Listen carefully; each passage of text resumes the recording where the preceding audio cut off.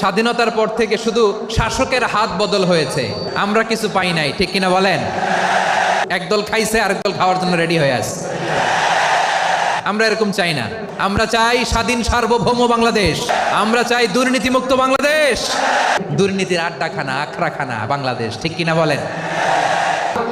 নতুন উন্নয়নের সবক শোনাতে পারলেই টাকা। আমি ভোট করতে পারলাম না, তাহলে কি ছিড়ছেন আপনার ক্ষমতায় বসে? কে যেন আজহার নাকি মাজার একজন আছে, আইরে রাজনীতি করবেন স্বনামে আসে, আড়াইলে আপনার লেগে রাজনীতি করেন, জামাতে জয়েন করেন। আপনাদের ঘাড়ে পা দিয়ে আমরা ক্ষমতায় আসি নাই। আপনাদের জন্মেরও অনেক আগে বিএনপি 3-4 বার ক্ষমতায় আসে। আপনারা কি আবার চাঁদাবাজি এই দেশে চলতে দিতে পারেন? আপনারা সমর্থন করেন? আগে দখলদারি ছিল, ফুটপাত থেকে শুরু করে সব কিছু দখলে চলে গেছিল। এখন তো আর দখলদার নাই, এখনো আছে। এই চাঁদাবাজি দখলদারি মুক্ত বাংলাদেশ আমরা করতে চাই। আমাদের এতগুলা সন্তান জীবন দেয় নিজে, বাংলাদেশে এখনো চাঁদাবাজি চলবে। দর্শক, আজকের এই ভিডিওটি দেখলে আপনারা রীতিমতো অবাক হয়ে যাবেন।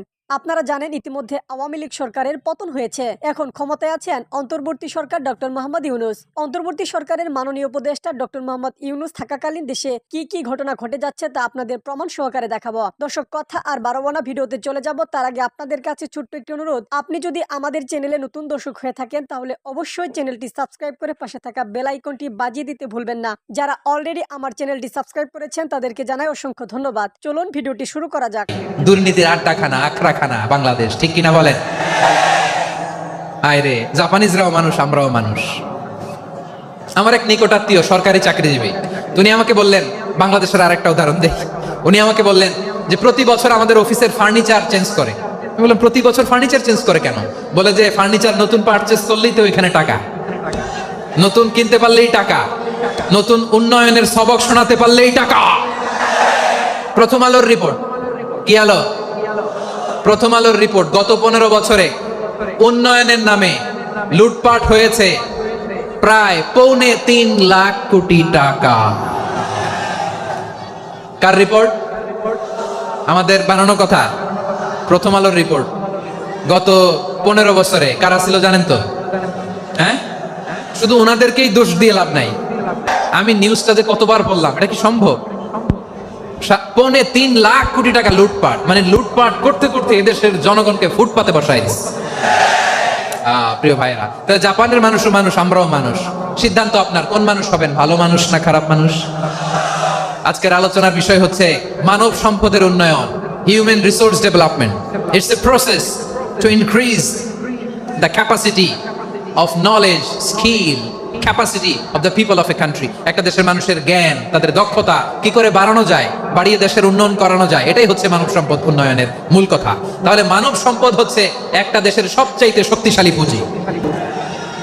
প্রাকৃতিক সম্পদ, খনিজ সম্পদের চেয়েও দামি হচ্ছে মানব সম্পদ। আমি ভোট করতে পারলাম না, তাহলে কি ছিড়ছেন আপনার ক্ষমতায় বসে? কে যেন আজহার নাকি মাজার একজন আছে, আইরে রাজনীতি করবেন স্বনামে আসে, আড়াইলে আপনার লেগে রাজনীতি করেন, জামাতে জয়েন করেন।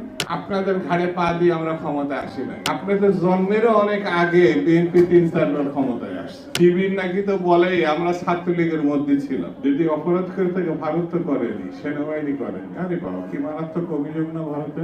তার সঙ্গে কথা বলেন, আমার মাথা মাঝে মাঝে আওলা জাওলা হয়। আমি ভোট করতে পারলাম না, তাহলে কি ছিড়ছেন আপনার ক্ষমতায় বসে? একটা কথা বলতে পারেন না, আপনার ভাত খাওয়াতে পারেন না দেশবাসীকে। আইন শৃঙ্খলা পরিস্থিতি যে কোনো সময় থেকে খারাপ। কেউ কেউ বলছে না, আপনাদের কোন দলকে নির্বাচিত করা মানে ক্ষমতায় বসানোর জন্য আমরা আসি না। কি ছিড়তে আসছেন? আপনাদের এইসব শিশু সুলভ কথাবার্তা বন্ধ করেন। আপনাদের ঘাড়ে পা দিয়ে আমরা ক্ষমতায় আসি না। আপনাদের জন্মেরও অনেক আগে বিএনপি 3-4 বার ক্ষমতায় আসছে। আপনাদের জন্মের আগে। আপনারা যখন শিশু, 15 বছর বয়স, তখন আন্দোলন শুরু করেছিলাম আমরা। এই সময় 15 বছরের পরে এসে 1 মাসে কি লাফালাফি করলেন? সবাই তো নাম বাদ দিয়ে আপনাদের ছায়াতলে গেছে। বৈষম্য বিরোধী ছাত্র আন্দোলন গেছিল না? ছাত্র দলও নাম নেয় নাই, ছাত্র ইউনিয়নের নাম নেয় না। শিবির নাকি তো বলেই আমরা ছাত্রলীগের মধ্যে ছিলাম, বলে না ছাত্রলীগের মধ্যে ছিলাম। তার মানে ছাত্রলীগ যাকে পিটাইছে সেই তো শিবির পিটাইছে, শিবিরই পিটাইছে না? আরে ভাই, আপনারা এত ভয় পাচ্ছেন কেন? এত বড় একটা গণ অভ্যুত্থান করেছেন, বিপ্লব করেছেন, দেশবাসী তো আপনাদেরকে চিনে, আপনাদেরকে ভোট দেবে না, এটা আপনারা কেন এই ধরনের সন্দেহ করছেন? ইলেকশন দিলে তো আপনাদের জিতার কথা। 90-এর গণঅভ্যুত্থানের পর তো বিএনপি জিতেছে, ছাত্র দলের সরাসরি নেতৃত্বে তখন গণঅভ্যুত্থানে। আপনাদের নেতৃত্বে যদি গণঅভ্যুত্থান হয় তা আপনারা তো একটা রাজনৈতিক দল গঠন করার চেষ্টা করছেন না? তাহলে ইলেকশন দিবেন না কেন? বিএনপি নাকি চাঁদাবাজি করে, বিএনপি নাকি দখলবাজি করে, বিএনপি নাকি ওই যে কে যেন আজহার নাকি মাজার একজন আছে, আগে ওরা খাইছে এখন এরা খেতেছে না, কি বলছে না? আরে রাজনীতি করবেন স্বনামে আসে, আড়ালে আপনার লেগে রাজনীতি করেন, জামাতে জয়েন করেন, আপত্তি নেই তো, অন্য একটা দলে জয়েন করেন। আমার কাছে কথা খুব পরিষ্কার, এখন খুব পরিষ্কার করে বলি, বিএনপি গরিব মানুষের দল, মধ্যবিত্তের দল। এই দেশের এখন এই আন্দোলন সংগ্রামের কারণে এই বিএনপি হৃদয়ের মধ্যে আছে, মানুষের হৃদয়ের মধ্যে আছে। আর আওয়ামী লীগ লুটপাট করেছে। আওয়ামী লীগের সঙ্গে বিএনপি যারা তুলনা করে তাদের মতো শয়তানের শয়তান বাংলাদেশের আর দ্বিতীয়টা। আপনারা কি আবার চাঁদাবাজি এই দেশে চলতে দিতে পারেন? আপনারা সমর্থন করেন? আগে দখলদারি ছিল, ফুটপাত থেকে শুরু করে সবকিছু দখলে চলে গেছিল, এখন তো আর দখলদার নাই। এখনো আছে? এই চাঁদাবাজি দখলদারি মুক্ত বাংলাদেশ আমরা করতে চাই। বলবেন তার প্রমাণ কি? আপনারা যে পারবেন, তার প্রমাণ হচ্ছে আমাদের কর্মীরা চাঁদাবাজিও করে না, দখলবাজিও করে না। আমরা সেই দল যাদের শীর্ষ 11 জন নেতাকে খুন করা হয়েছে বিচারের নামে প্রহসন করে, কাউকে দেওয়া হয়েছে ফাঁসি আর কাউকে জেলের ভিতরে মৃত্যুর কোলে ঠেলে দেওয়া হয়েছে। সর্বশেষ আমাদের থেকে বিদায় নিয়েছেন কোরআনের পাখি আল্লামা দিলওয়ার হোসেন সাঈদী। শহীদ মৌলানা মতিউর রহমান নিজামীর সহকর্মীদেরকে এভাবেই নির্মমভাবে হত্যা করা হয়েছে, মিথ্যা মামলায় সাজানো, আদালতে পাতানো সাক্ষী দিয়ে। এখন মামলার বাদীরা এবং সাক্ষীরা বলছে যে যারা আমাদেরকে জোর করে সেদিন এই মামলা দায়ের করিয়েছিল এবং সাক্ষী দিয়েছিল, এখন তাদের বিরুদ্ধে আমরা মামলা করব। এটাই আল্লাহর খেলা। তুইজ্জু মান তাশাউ ওয়া তুযিল্লু মান তাশাউ বিয়াদিকাল খায়র ইন্নাকা আলা কুল্লি শাইইন কাদির। আল্লাহ ইজ্জত দেওয়ার মালিক, ইজ্জত কেড়ে নেওয়ার মালিক। আল্লাহ বাংলাদেশে আরো অনেক কিছু দেখাবেন ইনশাআল্লাহ। আমাদের এতগুলা সন্তান জীবন দেয়নি যে বাংলাদেশে এখনো চাঁদাবাজি চলবে, এতগুলা সন্তান জীবন দেয়নি যে এখনো দখলদারি চলবে, এতগুলা সন্তান জন্ম দেয়নি এখনো ভাগ বাটুরা করে সর্বত্র ঘুষ বাণিজ্য চলবে, এমনকি মামলা বাণিজ্যও চলবে। এর জন্য আমাদের সন্তানেরা জীবন দেয়নি। 34,000-এর ঊর্ধ্বে আমাদের সন্তানেরা জীবনের তরে পঙ্গু হয়ে গিয়েছে, 500-এর উপরে 2টি চোখ হারিয়ে অন্ধ হয়ে গিয়েছে। এ বিশ্বের সৌন্দর্য আর তারা কখনো দেখবে না, মায়ের মুখটাও তারা দেখতে পারবে না, স্ত্রীর মুখ দেখতে পারবে না, সন্তানের মুখ দেখতে পারবে না। তাদের চোখের আলো নিভে গেছে। 750-এর মতো এক চোখ হারিয়ে আরেক চোখের ঝুঁকিতে আছে। কয়েকশো সন্তান আমাদের প্যারালাইজ হয়ে হাসপাতালের বেডে পড়ে আছে, যাদেরকে মেরুদণ্ডে গুলি করা হয়েছিল।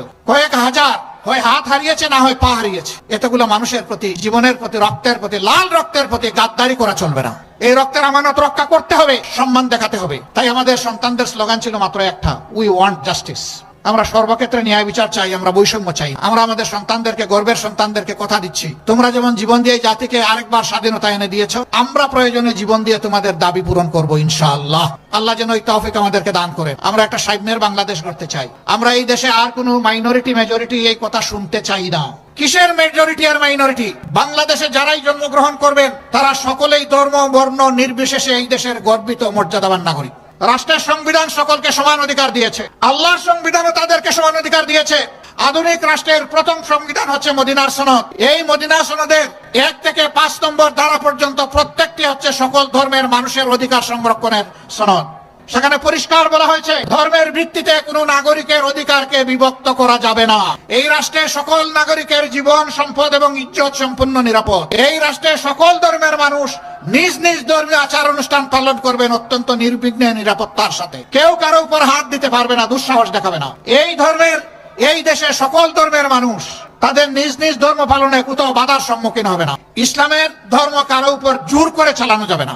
পরিষ্কার ভাবে এই সনদে এগুলো বর্ণিত আছে। সেই রাষ্ট্রে বলা হয়েছে তাদেরকে নির্বিঘ্নে ব্যবসা করতে দিতে হবে। যদি তাদের কাউকে বাইরের কেউ আক্রমণ করে, মুসলমানদের দায়িত্ব হবে তাদের পক্ষ নিয়ে লড়াই করা। আমরা সেই বাংলাদেশ চাই।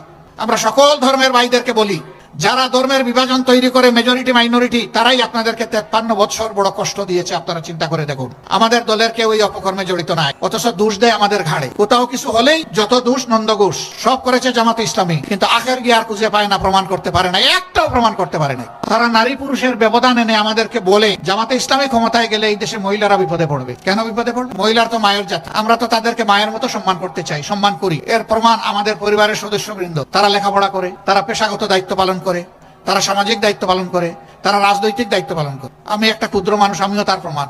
আমার স্ত্রী একজন সংসদ সদস্য আছে, তিনি একজন চিকিৎসক, তিনি রোগের সেবা করেছেন। এখন যদিও তিনি পারেন না, 2টি মেয়ে তারাও চিকিৎসক, তারাও মানুষকে সেবা দেয়। একটি ছেলে, সেও চিকিৎসক, সেও মানুষকে সেবা দেয়। তাহলে আমি তো শুধু আমার ছেলেটাকে চিকিৎসক হওয়ার জন্য চেষ্টা করি নাই, মেয়েদেরকেও চেষ্টা করেছি। আমাদের বিরুদ্ধে এই সমস্ত অভিযোগ সম্পূর্ণ মিথ্যা। বলে হ্যাঁ কর্মক্ষেত্রে হয়তো দিবে, কিন্তু সবাইকে কালো বোরকা পরে বোরকা কালো হবে না লাল হবে, সাদা হবে না বেগুনি হবে, এটা আমার দায়িত্ব। বোরকা কাউকে জোর করে পরানো হবে না। যে মা মনের সন্তুষ্টির সাথে বোরকা পড়তে চাইবেন, পর্দা করতে চাইবেন, তিনি করবেন। আমি অন্যান্য ধর্মাবলম্বী মাদেরকে কিভাবে আমি বোরকা পরাবো? ইসলামকে আমাকে এই দায়িত্ব দিয়েছে না অধিকার দিয়েছে? কোনটাই নাই। তারা যা পছন্দ করেন সেই রকম তারা দেখেন। আবার কোন সাংঘাতিক ভাই আবার এটা মেহরবানি করে নিউজ করে দিয়েন না যে জামাতের আমির সাহেব বলছেন মহিলারা সবাই তাদের পছন্দের পোশাক পরবে। মাঝে মাঝে করেন আপনারা এগুলো, আমি যা বলি। দর্শক, সম্পূর্ণ ভিডিওটি দেখলেন, আশা করি বিষয়টি বুঝতে পেরেছেন। এই নিয়ে আপনার গুরুত্বপূর্ণ মন্তব্যটি অবশ্যই কমেন্ট বক্সে জানিয়ে দিবেন। ধন্যবাদ।